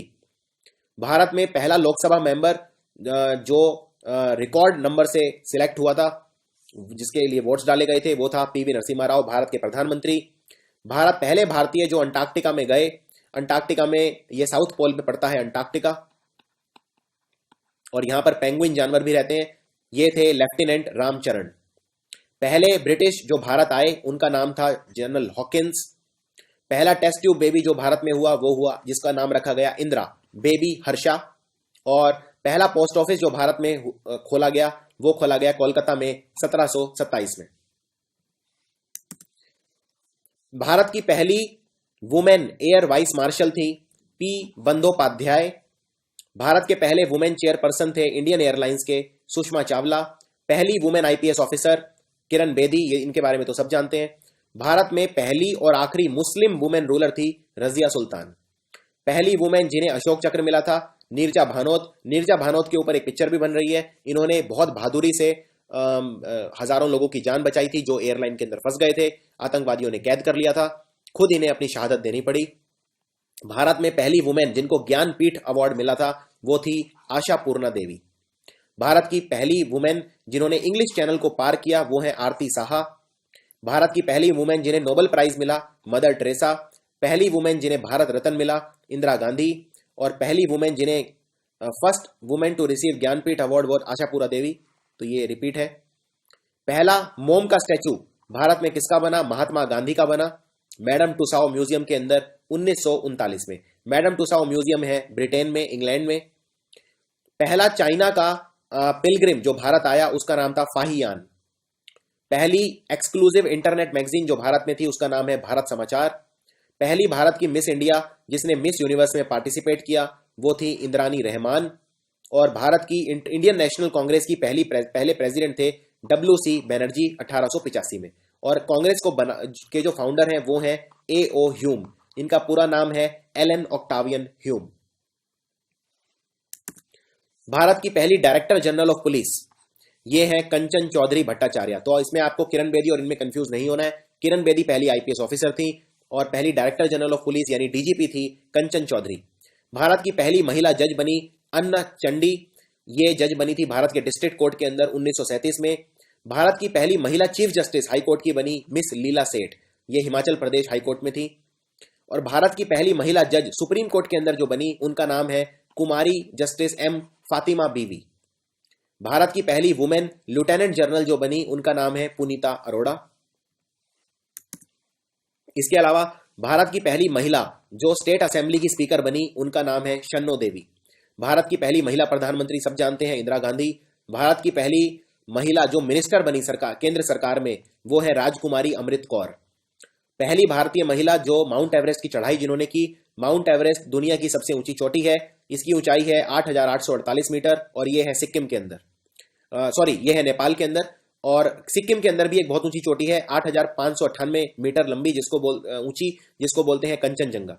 तो एवरेस्ट की चढ़ाई करने वाली पहली भारतीय बनी महिला बछेंद्री पाल। पहली महिला जिन्होंने माउंट एवरेस्ट की चढ़ाई 2 बार करी उनका नाम है संतोष यादव। इंडियन नेशनल कांग्रेस की पहली महिला प्रेसिडेंट बनी अन्नी बसंत। अन्नी बसंत ने थियोसॉफिकल सोसाइटी भी बनाई जिससे भारतीय कल्चर को रिवाइव किया जा सके। पहली भारत की वुमेन पायलट जो एयरफोर्स में गई इंडियन एयरफोर्स में उनका नाम है हरिता कौर दयाल। भारत की पहली महिला graduate first women graduate Kadambini Ganguly और चंद्रमुखी बासु 1883 में। भारत की पहली महिला एयरलाइन की पायलट दुर्बा बनर्जी। और भारत की पहली वुमेन ऑनर्स ग्रेजुएट जिनका नाम है कामिनी रॉय 1886। भारत की पहली महिला ओलंपिक मेडल विनर, इन्होंने ब्रॉन्ज मेडल जीता, ये भारोत्तोलन में वेट लिफ्टिंग के अंदर जीता कर्णम मल्लेश्वरी ने 2000 के सिडनी ओलंपिक्स में। पहली महिला जिन्होंने एशियन गेम्स में गोल्ड मेडल जीता ये है कमलजीत संधू। भारत की पहली महिला वकील बनी कॉर्नेलिया सोराबजी। और भारत की पहली महिला president United nation general assembly की ये बनी विजय लक्ष्मी पंडित। भारत की पहली महिला मुख्यमंत्री बनी सुचेता कृपलानी। सुचेता कृपलानी यूपी की मुख्यमंत्री थी। भारत की पहली वुमेन चेयरमैन यूपीएससी की चेयरमैन बनी रोजे मिलियन बैथ्यू। भारत के पहले इंडियन नेवी जल सेना के जो चीफ थे वो थे एडमिरल R.D. कटारी। इंटरनेशनल कोर्ट ऑफ जस्टिस के अंदर भारत के जो पहले जज थे वो थे डॉक्टर नागेंद्र सिंह। पहले पर्सन जिन्होंने माउंट एवरेस्ट की चढ़ाई करी बिना ऑक्सीजन सिलेंडर के उनका नाम था शेरपा अंगा डोरजी। परमवीर चक्र से सम्मानित किए जाने वाले पहले भारतीय थे मेजर सोमनाथ शर्मा। भारत के पहले चीफ इलेक्शन कमिश्नर थे सुकुमार सेन। पहले भारतीय जिन्हें मेगा से अवार्ड मिला था। मेगा से अवार्ड फिलीपींस की सरकार देती है और इसे एशिया का नोबेल प्राइज भी कहा जाता है। मेगा से अवार्ड जीतने वाले थे आचार्य विनोबा भावे। भारत के पहले व्यक्ति इंडियन ओरिजिन के जिन्हें नोबेल प्राइज मिला मेडिसिन में ये थे हरगोविंद खुराना। भारत में पहले चाइनीज ट्रेवलर जो भारत आए वो थे फाहियान। पहले भारतीय जिन्हें स्टालिन प्राइज मिला ये मिला था सैफुद्दीन किचलू को। और पहले पर्सन जिन्होंने सेंट्रल कैबिनेट से रिजाइन किया ये थे श्यामा प्रसाद मुखर्जी। श्यामा प्रसाद मुखर्जी ने आगे जाके एक पार्टी बनाई जिसको आज सब हम बीजेपी के नाम से जानते हैं। तो बीजेपी के फाउंडर थे Shyama Prasad Mukherjee. Nobel prize economics में मिला सबसे पहले भारतीय को अमर्त्य सेन को। भारत के पहले chief justice of supreme court थे जस्टिस हिराला कानिया। पहले भारत के इंडियन पायलट JRD टाटा 1929 में। भारत की पहली मिस वर्ल्ड बनी रीता फारिया। तो ये इंपॉर्टेंट है, इसमें आपको कंफ्यूज नहीं होना है। कई लोग सोचते हैं कि ऐश्वर्या राय भारत की पहली मिस वर्ल्ड थी लेकिन एक्चुअल में थी रीता फारिया। भारत की पहली महिला जज बनी सुप्रीम कोर्ट की मिस मीरा साहिब फातिमा बीवी। भारत की पहली महिला राजदूत बनी मिस CB मुथम्मा। और भारत की पहली वुमेन गवर्नर बनी किसी भी फ्री स्टेट की इंडिया के अंदर सरोजनी नायडू। इसके अलावा पहले भारत के मेंबर जो वाइस रॉय एग्जीक्यूटिव काउंसिल के मेंबर बने पहले भारतीय थे SP सिन्हा। भारत के पहले प्रेसिडेंट जिनकी उनके कार्यकाल के वक्त मृत्यु हो गई वो थे जाकिर हुसैन। और जब जाकिर हुसैन की डेथ हुई तो वीवी गिरी भारत के नए राष्ट्रपति बने। तो भारत के पहले मुस्लिम प्रेसिडेंट थे जाकिर हुसैन। ऐसे कौन से प्रधानमंत्री थे जो कभी संसद नहीं गए? ये थे चौधरी चरण सिंह, ये यूपी के थे। पहले भारत के फील्ड मार्शल थे SHF मानेकशॉ। इनकी जितनी तारीफ की जाए उतनी कम है, इन्होंने एक्सेप्शनल ब्रेवरी दिखाई। और पहली भारतीय जिन्हें नोबेल प्राइज मिला फिजिक्स के लिए वो थे CV रमन। पहले भारतीय जिन्हें भारत रत्न अवार्ड मिला डॉक्टर सर्वपल्ली राधाकृष्णन, जो कि भारत के दूसरे राष्ट्रपति थे। डॉक्टर राजेंद्र प्रसाद के बाद दूसरे राष्ट्रपति बने डॉक्टर राधाकृष्णन। और इससे पहले 2 टर्म्स के लिए लगभग 10 साल भारत के उपराष्ट्रपति भी थे डॉक्टर राधाकृष्णन। डॉक्टर राधाकृष्णन का जन्मदिन आज हम टीचर डे के रूप में मनाते हैं 5 सितंबर को। पहले भारतीय जिन्होंने इंग्लिश चैनल को क्रॉस किया मिहिर सेन, और महिला थी आरती साहा। पहले भारतीय जिन्हें ज्ञानपीठ अवार्ड मिला डॉक्टर शंकर कुरूप। लोकसभा के पहले स्पीकर थे गणेश वासुदेव मवलंकर। और भारत के पहले वाइस प्रेसिडेंट थे डॉक्टर राधाकृष्णन, जो कि 10 साल के लिए थे। और उसके बाद 40-50 साल तक लगभग कोई भी ऐसा भारत का वाइस प्रेसिडेंट नहीं रहा, उपराष्ट्रपति नहीं रहा, जिसने एक टर्म से ज्यादा यानी 5 साल से ज्यादा भारत के उपराष्ट्रपति रहे। लेकिन जो अभी भारत के उपराष्ट्रपति हैं हमीद अंसारी, इनको अब 7-8 साल हो चुके हैं और ये भी दो टर्म के लिए बने हैं। भारत के पहले एजुकेशन मिनिस्टर थे अब्दुल कलाम आजाद। और भारत के पहले होम मिनिस्टर थे सरदार वल्लभ भाई पटेल। और ये भारत के पहले उप प्रधानमंत्री भी थे। भारत के पहले इंडियन एयर चीफ मार्शल थे S मुखर्जी। कुछ और फर्स्ट देखते हैं। भारत के पहले प्रेसिडेंट थे डॉक्टर राजेंद्र प्रसाद। भारत के पहले प्राइम मिनिस्टर थे जवाहरलाल नेहरू। पहले भारतीय जिनको नोबेल प्राइज मिला था रविंद्रनाथ टैगोर, इन्हें गीतांजलि किताब के लिए नोबेल प्राइज दिया गया था। इंडियन नेशनल कांग्रेस के पहले प्रेसिडेंट थे WC बनर्जी। और भारत के पहले ब्रिटिश गवर्नर जनरल थे लॉर्ड विलियम बेंटिक।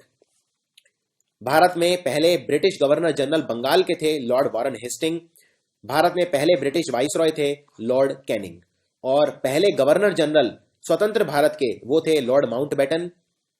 पहले और आखिरी भारतीय जो गवर्नर जनरल थे फ्री इंडिया के, उनका नाम था C राजगोपालचारी। पहले भारतीय जिन्होंने प्रिंटिंग प्रेस इंट्रोड्यूस किया इंडिया में, उनका नाम था, ये भारतीय नहीं थे, इनका नाम था जेम्स हिक्की। पहले भारतीय जिन्होंने ICS को ज्वाइन किया ये थे सत्येंद्र नाथ टैगोर। और जो पहले भारतीय अंतरिक्ष में गए उनका नाम था राकेश शर्मा। और जो पहले पर्सन जो अंतरिक्ष में गए वो रशिया के थे, उनका नाम था यूरी गागरिन। भारत के पहले प्रधानमंत्री जिन्होंने अपने पूरे 5 साल पूरे नहीं किए और पहले इस्तीफा दे दिया, ये थे मोरारजी देसाई। भारत के पहले कमांडर इन चीफ बने थे जनरल करियप्पा, KM करियप्पा। और आर्मी के पहले चीफ थे भारत के जनरल महाराज राजेंद्र सिंह जी। अब देखते हैं भारत की कुछ मिसाइल और उनकी रेंज कितनी है। तो भारत की मिसाइल है प्रहार, इसकी रेंज है 150 किलोमीटर। पृथ्वी 2 भारत की अपनी खुद की बनाई हुई है, इसमें किसी भी देश से हमने मदद नहीं ली है। पृथ्वी हमने बनाई है, इसकी रेंज है 350 किलोमीटर। धनुष की भी रेंज है 350। और पृथ्वी 2 और धनुष का अभी इसी साल हमने परीक्षण भी किया है। अग्नि 1 700 से 1250 किलोमीटर, अग्नि 2 2000 से 3000 किलोमीटर, अग्नि 3, 4 और 5 इनकी रेंज है 3500 से 5000, अग्नि 4 की 3000 से 4000, अग्नि 5 की 5000 से 8000 किलोमीटर। इसके अलावा आकाश मिसाइल की रेंज है 25 किलोमीटर, अस्त्र की 65, ब्रह्मोस मिसाइल का परीक्षण भी अभी हमने करा है INS कोची से और इसकी रेंज है 290 किलोमीटर। निर्भय की रेंज है 1000 किलोमीटर, K-15 की है 700, K-4 की है 3000, शौर्य मिसाइल की रेंज है 700 और नाग जो कि एक एंटी टैंक मिसाइल है इसकी रेंज है 500 मीटर से 4 किलोमीटर। अब देखते हैं भारत के कुछ इंपॉर्टेंट लेक्स जो पूछे जा सकते हैं। सबसे पहला है वूलर लेक। वूलर लेक भारत का सबसे बड़ा मीठे पानी का लेक है, यह आपको याद रखना है। यह जम्मू कश्मीर में है और झेलम नदी बनाती है वूलर लेक। दूसरा है Loktak lake. Loktak lake north east India का, नॉर्थ ईस्ट के अंदर आप जानते हैं 7 राज्य आते हैं, इनको 7 बहनें या 7 सिस्टर्स भी कहा जाता है, जैसे मणिपुर, मेघालय, त्रिपुरा, मिजोरम, असम, नागालैंड और अरुणाचल प्रदेश। इनके अंदर जो 7 राज्यों में सबसे बड़ा लेक है वो है लोकटक लेक। दमदमा लेक है, ये भी हरियाणा में एक काफी पॉपुलर लेक है। डल लेक कश्मीर में एक बहुत फेमस लेक है कश्मीर वैली के अंदर। और पिचोला लेक है उदयपुर के अंदर। इसके अलावा important Chilka lake. Chilka lake Bharat का सबसे बड़ा खारे पानी का लेक है, यानी सॉल्ट वाटर का सबसे बड़ा लेक है छिलका लेक, और ये छिलका लेक है उड़ीसा में। भारत का अगर सवाल आए सबसे लंबा लेक कौन सा है, तो आंसर है वेम्बानाद लेक। वेम्बानाद लेक भारत का लॉन्गेस्ट लेक है। इसके अलावा भीमताल लेक है, ये एक बहुत ही खूबसूरत लेक है नैनीताल में। और अपर लेक, ये भारत का सबसे बड़ा आर्टिफिशियल लेक है, और ये है सिटी ऑफ लेक जिसको भोपाल बोलते हैं, अपर लेक। कोलेरू लेक और पुलिकट लेक दो लेक्स हैं जहां पे काफी सारे माइग्रेटरी बर्ड्स आते हैं, और ये है आंध्र प्रदेश में। अब देखते हैं कुछ फेमस कंपनी जिनकी नॉलेज आपको होनी चाहिए। हर देश की कोई ना कोई कंपनी पहचान होती है। जैसे भारत की पहचान है टाटा। टाटा के भी बहुत सारे ब्रांड हैं, Tata motor, Tata steel, Tata cars etcetera, Tata consultancy service etcetera. तो सबसे पहली कंपनी है एयरबस। एयरबस कंपनी है फ्रांस की, और ये विमान बनाती है, लड़ाकू विमान। इसके अलावा बहुत सारी और भी चीजें हैं जो एयरबस बनाती है। पोस्को कंपनी है साउथ कोरिया की, ये एक स्टील की कंपनी है। बोइंग ये अमेरिका की कंपनी है, ये बनाती है एयरक्राफ्ट। फिएट इटली की गाड़ियों की कंपनी है। निसान जापान की गाड़ियों की कंपनी है। टोयोटा भी जापान की गाड़ियों की कंपनी है। इसके अलावा जापान की और भी कंपनियां हैं गाड़ियों की, जैसे मित्सुबिशी और होंडा। होंडा भी जापान की है। बीएमडब्ल्यू, ऑडी, वॉक्सवैगन, ये तीनों कंपनी है जर्मनी की। इतना ही नहीं, मर्सिडीज जो गाड़ियों की कंपनी है वो भी है जर्मनी की। ह्यूंडई जो कंपनी है वो है साउथ कोरिया की। ह्यूंडई के अलावा सैमसंग और एलजी इलेक्ट्रॉनिक्स की जो कंपनियां हैं वो भी हैं साउथ कोरिया की। फोर्ड गाड़ियों की कंपनी है यूएसए की, हेनरी फोर्ड ने ये स्टार्ट की थी। सुजुकी जो कंपनी है ये है जापान की, मारुति के साथ इसका काफी लंबे समय तक कॉन्ट्रैक्ट था। रेनॉल्ट कंपनी है फ्रांस की। वोल्वो कंपनी सुई से लेकर जहाज तक सब कुछ बनाती है, ये है स्वीडन की। अशोक लेलैंड है भारत की कंपनी, जनरली ट्रक्स बनाने के लिए फेमस है। सैमसंग साउथ कोरिया की कंपनी है, जैसा मैं बता चुका हूं। एलजी भी साउथ कोरिया की कंपनी है, और गाड़ियों की कंपनी ह्यूंडई भी साउथ कोरिया की कंपनी है। हिताची कंपनी है जापान की, ये एक इलेक्ट्रिकल अप्लायंसेस की कंपनी है। LG south Korea. Next, Whirlpool company है यूएसए की, जो इलेक्ट्रिकल अप्लायंस बनाती है जैसे फ्रिज। एरिक्सन कंपनी है टेलीकॉम की, स्वीडन की, इसका सोनी के साथ काफी लंबे समय तक कॉन्ट्रैक्ट भी था। नोकिया कंपनी थी फिनलैंड की, अब इसको माइक्रोसॉफ्ट ने खरीद लिया है, और अब इसका नाम माइक्रोसॉफ्ट हो गया है। मोटरोला कंपनी है यूएसए की, ये भी काफी लंबे समय तक नंबर 1 कंपनी थी दुनिया की। वोडाफोन कंपनी है यूके की, ब्रिटेन की। बार्कले बैंक है यूके का। डॉश बैंक है जर्मनी का। गोल्डमैन सैक एक बहुत फेमस बैंक है यूएसए का, टॉप 3 में से गिना जाता है। एक्सेंचर कंपनी है आयरलैंड की, ये एक आईटी कंपनी है। और इन्फोसिस कंपनी है भारत की, और टीसीएस भी है भारत की। इसके अलावा कुछ और कंपनी जो पूछ से जा सकती हैं, विप्रो कंपनी, अजीम प्रेमजी जो इसके फाउंडर थे, ये है इंडिया की कंपनी। एप्पल आप जानते हैं यूएसए की कंपनी है, इलेक्ट्रॉनिक अप्लायंसेस की। गूगल भी यूएसए की कंपनी है, इसका हेडक्वार्टर है माउंटेन व्यू कैलिफोर्निया में। याहू भी यूएसए की कंपनी है। इसके अलावा सोनी कंपनी है जापान की, इलेक्ट्रॉनिक्स की कंपनी है। और इंटेल है यूएसए की हार्डवेयर कंपनी। अब देखते हैं कुछ इंपॉर्टेंट एग्रीकल्चर के अंदर जो क्रांति आई। जैसे फॉर एग्जांपल अगर मैं पूछूं ग्रीन रेवोल्यूशन, तो ग्रीन रेवोल्यूशन के पिता कौन थे भारत के अंदर? तो इस तरह के सवाल अक्सर पूछे जाते हैं। आप एग्रीकल्चर से 2 से 3 क्वेश्चन एक्सपेक्ट कर सकते हैं एवरी ऑल्टरनेट ईयर। तो सबसे पहले देखते हैं प्रोटीन रेवोल्यूशन। प्रोटीन रेवोल्यूशन का मतलब है ये एक टेक्नोलॉजी की मदद से दूसरी हरित क्रांति है। ये जो टर्म है प्रोटीन रेवोल्यूशन, ये दिया नरेंद्र मोदी और अरुण जेटली ने। भारत के अंदर ग्रीन रेवोल्यूशन आया। ग्रीन रेवोल्यूशन के अंदर हमने चावल, गेहूं, इन सब पर काफी जो स्टेपल क्रॉप्स हैं, जो हम रोजमर्रा की जिंदगी में खाते हैं, उन पर हमने काफी इंपॉर्टेंस दिया। और फादर ऑफ ग्रीन रेवोल्यूशन बोला जाता है नॉर्मन बोरलॉग के। नॉर्मन बोरलॉग थे अमेरिका के। भारत के अंदर हरित क्रांति के जो फादर हैं, जनक, उन्हें बोला जाता है एम एस स्वामीनाथन को। तो दोनों आपको याद रखते हैं। भारत के अंदर ग्रीन रेवोल्यूशन के फादर हैं एम एस स्वामीनाथन, और पूरे वर्ल्ड में है नॉर्मन बोरलॉग। इसके अलावा ग्रीन रेवोल्यूशन जो टर्म कॉइन किया था, यह शब्द किसने दिया? यह शब्द दिया विलियम गॉड ने, और विलियम गॉड थे ब्रिटेन के। भारत के अंदर व्हाइट रेवोल्यूशन हुआ, जिसमें ऑपरेशन फ्लड भी कहा जाता है इसे। इसमें दूध के ऊपर हमने फोकस किया, और यह था वर्गीस कुरियन। इसीलिए 26 नवंबर को जब वर्गीस कुरियन का बर्थडे होता है, हम मनाते हैं दुग्ध दिवस, यानी मिल्क डे भारत के अंदर। येलो रेवोल्यूशन बोलते हैं ऑयल सीड प्रोडक्शन को, और इसके जनक हैं सैम पिट्रोडा। इसके अलावा ब्लैक रेवोल्यूशन, ब्लैक रेवोल्यूशन के जनक हैं। ब्लैक रेवोल्यूशन जो हुआ वो हुआ पेट्रोल के प्रोडक्शन के लिए, पेट्रोल का प्रोडक्शन इसमें बढ़ाया गया। उसके अलावा ब्लू रेवोल्यूशन, इसमें मछली उत्पादन बढ़ाया गया और इसके जनक हैं doctor Arun Krishnan. Brown revolution बोलते हैं, जिसमें लेदर या नॉन कन्वेंशनल प्रोडक्ट्स या फिर कोकोआ जिससे चॉकलेट बनती है उसका प्रोडक्शन बढ़ाया गया। गोल्डन फाइबर रेवोल्यूशन बोलते हैं जूट प्रोडक्शन के लिए। दुनिया में सबसे ज्यादा जूट बनता है बांग्लादेश में, उसके बाद बनता है भारत में, वेस्ट बंगाल में। गोल्डन रेवोल्यूशन नाम दिया गया फ्रूट्स हॉर्टिकल्चर डेवलपमेंट या शहद के लिए, और इसमें अहम भूमिका निभाई निरपक टुटैज ने। ग्रे रेवोल्यूशन नाम था फर्टिलाइजर्स के लिए, खाद की जो उपभोक्ता है वो बढ़ाने के लिए। पिंक रेवोल्यूशन नाम इन चीजों को दिया गया है, जैसे ओनियन प्रोडक्शन प्याज के लिए, दवाइयों के लिए या प्रॉन्स के लिए, और इसमें मुख्य भूमिका निभाई दुर्गेश पटेल ने। फादर ऑफ इंड्यूस ब्रीडिंग बोला जाता है प्रोफेसर हीरलाल चौधरी को। रेड रेवोल्यूशन लाल क्रांति थी मीट के लिए और टमाटर के लिए, और इसमें मुख्य भूमिका निभाई विशाल तिवारी ने। राउंड रेवोल्यूशन बोलते हैं पोटैटो के लिए। सिल्वर फाइबर रेवोल्यूशन बोला जाता है कॉटन या कपास के लिए। भारत में सबसे बड़ा कॉटन का जो प्रोडक्शन है वो होता है गुजरात में। सिल्वर रेवोल्यूशन नाम दिया गया अंडों के लिए या पोल्ट्री के लिए, चिकन के लिए, और इसमें अहम भूमिका निभाई इंदिरा गांधी ने।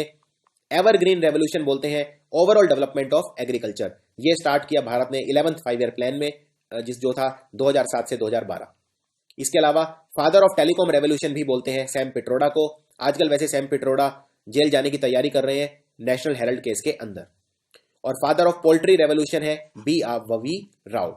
तो ये है कुछ एग्रीकल्चर के अंदर जो फेमस क्रांति हुई, और इनमें किन किन ने अहम भूमिका निभाई, इस पे क्वेश्चन आप एक्सपेक्ट कर सकते हैं। अब देखते हैं कुछ इंपॉर्टेंट आत्म कथाएं या कुछ इंपॉर्टेंट किताब जो बहुत ज्यादा इंपॉर्टेंट है। इनमें मैं ऑटोबायोग्राफी कवर करूंगा। सबसे पहले APJ अब्दुल कलाम। APJ अब्दुल कलाम की ऑटोबायोग्राफी है विंग्स ऑफ फायर, अग्नि की उड़ान। दूसरी एडोल्फ हिटलर की ऑटोबायोग्राफी है मैन काम्फ। ये क्वेश्चन अक्सर पूछा जाता है। अल्बर्ट आइंस्टाइन जो कि जर्मनी के फिजिसिस्ट थे, जीनियस साइंटिस्ट थे, इनकी नाम है ऑटोबायोग्राफिकल नोट्स। अन्ना चंडी जो भारत की पहली फीमेल जज थी, इनकी आत्मकथा का नाम है आत्मकथा। दूसरा अर्जुन सिंह भारतीय पॉलिटिशियन, इन्होंने बुक लिखी जिसका नाम है a grain of sand in the hour glass of time. In fact कुछ लोग जो आरक्षण है उसके लिए अर्जुन सिंह को भी जिम्मेदार मानते हैं। BV आचार्य भारतीय न्यायमूर्ति, इन्होंने लिखी ऑल फ्रॉम मेमोरी। बाबर जो मुगल एम्पर थे, मुगल सल्तनत के रूलर थे, इन्होंने लिखे थे बाबरनामा। इनकी किताब का नाम है। बैरक ओबामा ने लिखी है dreams from my father, America के राष्ट्रपति। बेनजीर भुट्टो जिनकी गोली मारकर हत्या कर दी थी, पाकिस्तान की प्रधानमंत्री थी, इनकी किताब है daughter of destiny. Benazir Bhutto के जो फादर थे वो भी पाकिस्तान के प्रधानमंत्री थे और उनकी भी गोली मारकर हत्या कर दी गई थी। बेनिटो मुसोलिनी ये इटली के पॉलिटिशियन थे और तानाशाह थे, तो इनकी ऑटोबायोग्राफी का नाम है my autobiography with the political and social doctrine of fascism. इसके अलावा लियो टॉल्स्टॉय रशिया के नोवेलिस्ट हैं, इनकी ऑटोबायोग्राफी का नाम है माई कन्फेशन। मैरिलिन मोनरो बहुत ही महान एक्ट्रेस थी, मॉडल थी, इनकी ऑटोबायोग्राफी का नाम है माई स्टोरी। मार्क ट्वेन, इनकी ऑटोबायोग्राफी, ये अमेरिका के बहुत ही फेमस ऑथर थे, इनकी ऑटोबायोग्राफी का नाम है मार्क ट्वेन्स ऑटोबायोग्राफी पोस्थ्यूमस। मार्लोन ब्रेंडो अमेरिकी actor, songs my mother taught me, वो गाने जो मेरी मदर ने मुझे सिखाए। मैक्सिम गोर्की रशिया के बहुत फेमस राइटर थे, इनकी आत्मकथा है माई चाइल्डहुड। माइकल जैक्सन, इनको सब जानते हैं, डांस के लिए फेमस, इनकी ऑटोबायोग्राफी है मून वॉक। मून वॉक एक डांस करने का इनका तरीका भी था, एक डांस करने की शैली भी थी। ऑस्कर वाइल्ड ये एक आयरलैंड के लेखक हैं, इनकी ऑटोबायोग्राफी है दे प्रोफुंडिस। दिलीप कुमार, इनका जो नाम था असली वो था यूसुफ खान, ये मुसलमान थे लेकिन इन्होंने इनका अपना नाम दिलीप कुमार रख लिया था। अभी ये लगभग मैं गलत नहीं हूं तो 93 साल के हुए हैं। दिलीप कुमार की ऑटोबायोग्राफी है the substance and the shadow. कुछ और इंपॉर्टेंट किताब जो पूछी जा सकती हैं, एरोस्मिथ अमेरिका का जो रॉक बैंड है, इनकी किताब है walk this way. Agatha Christie जो कि क्राइम नॉवल लिखती थी, इनकी ऑटोबायोग्राफी का नाम है an autobiography. Akira Kurosawa Japan के मशहूर डायरेक्टर, इनकी ऑटोबायोग्राफी का नाम है something like an autobiography. Anne Frank German writer, the diary of a young girl. Annie Besant जिन्होंने थियोसॉफिकल सोसाइटी का निर्माण किया था, अन्नी बसंत एन ऑटोबायोग्राफी। आर्नोल्ड श्वार्ज़नेगर जो कि बहुत सारे किरदार निभा चुके हैं, फिलैंथ्रोपिस्ट, एक्टर, बिजनेसमैन, सेनेटर भी रह चुके हैं, इनकी ऑटोबायोग्राफी का नाम है total recall, my unbelievably true life story. Charlie Chaplin की आत्मकथा का नाम है सिंपल माई ऑटोबायोग्राफी। और वॉल्टर बेंजामिन, ये जर्मन जूइश फिलोसोफर थे। Unpacking my library, Winston Churchill जो कि प्रधानमंत्री थे यूके के, इन्होंने 2 किताबें लिखी हैं। एक memoir of the second world war. Winston Churchill कोई छोटे आदमी नहीं थे, इन्होंने हिटलर के ऊपर यूके को विजय दिलवाई, और लेकिन अगले ही साल ये चुनाव हार भी गए थे लंदन में। तो विंस्टन चर्चिल की एक किताब और है, माई अर्ली लाइफ 1874 टू 1904। इसके अलावा रोनाल्ड रीगन की किताब है एन अमेरिकन लाइफ और the Reagan diaries. Salim Ali जो कि भारत के मशहूर पक्षी के साइंटिस्ट थे, पक्षियों के, उनकी किताब का नाम है the fall of a sparrow. Sigmund fraud बहुत ही फेमस साइको एनालिस्ट थे, साइकोलॉजी वाले जो लोग हैं वो इन्हें अक्सर जानते होंगे। इनकी ऑटोबायोग्राफी है an autobiographical study. Stephen Hawking की एक किताब है a brief history of time. और इसमें एक दो और आप लिख सकते हैं, VK Singh, general VK Singh जो रिटायर हो चुके हैं, करेज एंड कन्विक्शन, ये अभी मेंबर ऑफ पार्लियामेंट भी हैं, ये रिटायर्ड जनरल रह चुके हैं इंडियन आर्मी के। और वी आर कृष्ण अय्यर, ये फॉर्मर इंडियन जज हैं, वंडरिंग इन मैनी वर्ल्ड्स। इसके अलावा जवाहरलाल नेहरू जो पहले भारत के प्रधानमंत्री थे, इनकी किताब है एन ऑटोबायोग्राफी टूवर्ड फ्रीडम, और इन्होंने डिस्कवरी ऑफ इंडिया किताब भी लिखी है जवाहरलाल नेहरू ने। जॉन पॉल सार्टर फ्रांस के फिलोसोफर, इनकी किताब है द वर्ड्स। नटवर सिंह, इनकी किताब है one life is not enough. Khushwant Singh को सब जानते हैं, इंडियन नोवेलिस्ट, लॉयर, पॉलिटिशियन रह चुके हैं, इनकी किताब का नाम है truth, love and a little malice. LK Advani ने किताब लिखी है माई कंट्री माई लाइफ, इनकी आत्मकथा। मलाला यूसुफजाई जिन्हें बहुत ही कम उम्र में नोबेल प्राइज मिला है पीस के लिए पिछले साल कैलाश सत्यार्थी के साथ, तो मलाला यूसुफजाई की किताब है आई एम मलाला, ये काफी इंपॉर्टेंट है। मार्गरेट थैचर जो कि यूके की प्रधानमंत्री रह चुकी हैं, इनकी किताब है Margaret Thatcher the autobiography. Mohandas Karamchand Gandhi की किताब है my experiments with truth. Nelson Mandela की किताब का नाम है a long walk to freedom, this is very important. और फूलन देवी की किताब है जिसका नाम है द बैंडिट क्वीन, इस पे पिक्चर भी बनी है, the bandit queen. Benjamin Franklin जो अमेरिका के एक फेमस राजनीतिज्ञ थे, इनकी किताब है the autobiography of Benjamin Franklin. Bernard Arthur William Russell, इनकी किताब है the autobiography of Bernard Russell. Bernard Russell एक ब्रिटिश फिलोसोफर, लॉजिशियन, मैथमेटिशियन थे। बिल क्लिंटन की ऑटोबायोग्राफी है माई लाइफ। इनमें कुछ तो बहुत आसान है क्योंकि इनका नाम सिर्फ इस तरह से है the autobiography of Benjamin Franklin, तो इस पे आप क्वेश्चन इतने एक्सपेक्ट नहीं कर सकते, लेकिन जिनके नाम अलग है उन पे क्वेश्चन जरूर आ सकते हैं। जैसे चार्ल्स डार्विन एक बहुत ही महान साइंटिस्ट थे, इन्होंने डार्विनिज्म की थ्योरी भी दी थी बायो के अंदर, और इनकी किताब का नाम है the recollection of the development of my mind and character. Dalai Lama जो कि अब भारत में रहते हैं मैक्लॉयडगंज के अंदर, ये चाइना के तिब्बत के स्पिरिचुअल लीडर हैं, और इनकी किताब का नाम है फ्रीडम इन exile. Fali Nariman eminent lawyer, constitutionalist, इनकी किताब है before memory fades. Hillary Clinton जो कि अमेरिका के पूर्व राष्ट्रपति बिल क्लिंटन की पत्नी है, इनकी ऑटोबायोग्राफी का नाम है लिविंग हिस्ट्री। इंद्र कुमार गुजराल जो भारत के प्रधानमंत्री रह चुके हैं, राज्यसभा से थे ये, और इनकी किताब का नाम है मैटर्स ऑफ डिस्क्रिशन। और JB कृपलानी जो कि भारतीय पॉलिटिशियन थे, इनकी किताब का नाम है माई टाइम्स एंड ऑटोबायोग्राफी। इसके अलावा कुछ और किताब हैं जिन पे से क्वेश्चन पूछे जा सकते हैं। मोहम्मद अली बहुत ही फेमस, आज तक के सबसे महान बॉक्सर इन्हें कहा जाता है। मोहम्मद अली की किताब है the greatest my own story. Matthew Hayden Australia के क्रिकेटर, इनकी आत्मकथा है standing my ground. PT Usha जिन्होंने भारत के लिए बहुत सारे गोल्ड मेडल जीते हैं, इनकी किताब का नाम है गोल्डन गर्ल, इन्हें उड़न परी भी कहा जाता था। रिकी पॉन्टिंग की आत्मकथा का नाम है Ponting at the close of play. Sachin Tendulkar की किताब है प्लेइंग इट माई वे, इनकी आत्मकथा है। सैना नेहवाल की किताब है playing to win. Usain Bolt की किताब है फास्टर देन लाइटनिंग, इनकी ऑटोबायोग्राफी है। और युवराज सिंह की ऑटोबायोग्राफी है the test of my life.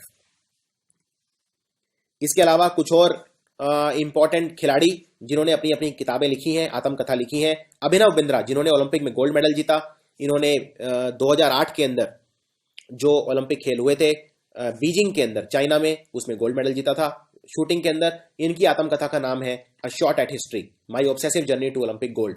Alex Ferguson, इन्हें आज तक का सबसे महान मैनेजर कहा जाता है फुटबॉल में, मैनचेस्टर यूनाइटेड फुटबॉल क्लब के मैनेजर थे 26 साल। इनकी आत्मकथा का नाम है Alex Ferguson my autobiography. Andre Agassi, ये भी महान अमेरिका के टेनिस खिलाड़ी थे, इनकी पत्नी भी स्टेफी ग्राफ भी बहुत महान टेनिस खिलाड़ी रह चुकी हैं, ये ड्रग्स के लिए भी पकड़े गए थे बाद में। एंड्रे अगासी की बुक का नाम है आत्मकथा का ओपन, सिर्फ ओपन। डेविड बैकम इंग्लैंड के फुटबॉल खिलाड़ी, कप्तान, महान खिलाड़ी, इनकी किताब का नाम है my world my side. Kapil Dev की आत्मकथा का नाम है straight from the heart. Kevin Pietersen बहुत ही फेमस साउथ अफ्रीका के क्रिकेट खिलाड़ी, इनकी किताब का नाम है केपी। मैरी कॉम मणिपुर की बॉक्सर है, 5 बार वर्ल्ड चैंपियन है, इन पे पिक्चर भी बन चुकी है और मैरी कॉम का किरदार निभाया प्रियंका चोपड़ा ने, इनकी किताब का नाम है unbreakable. Mike Tyson world champion रह चुके हैं, फुटबॉल बॉक्सर चैंपियन, इनकी किताब का नाम है अनडिस्प्यूटेड ट्रुथ। मिल्खा सिंह के ऊपर भी पिक्चर बन चुकी है और मिल्खा सिंह की आत्मकथा का नाम है द रेस ऑफ माई